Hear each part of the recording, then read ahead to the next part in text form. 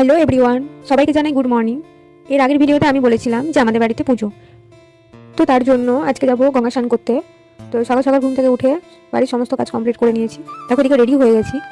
বেরোনোর সময় মনে পড়লো আমি আমার বিছানাটাই গোছাইনি, কারণ সোম দেরি করে ঘুম থেকে উঠে, এর কারণে আর গোছানো হয়নি। তো চলো এবার যাওয়া যাক। তালা মারার সময় মনে পড়লো যে ব্যাটারিগুলো চার্জে দেওয়া ছিল সেগুলো খুলতে হবে, তো খুলে নিলাম। এবার চলো যাওয়া যাক।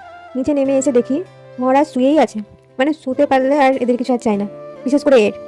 তো যাই হোক, আমাদের গাড়ি চলে এলো।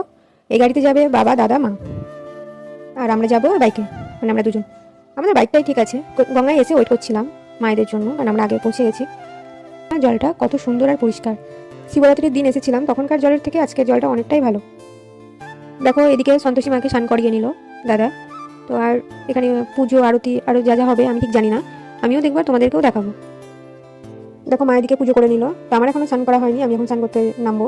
তো যাই হোক, ভিডিওটা কেমন লাগলো কমেন্টে জানিও। আজকের মতো এখানেই শেষ করছি। চলো টাটা, বাই বাই, দেখা হবে নেক্সট কোনো মিনি ব্লগে।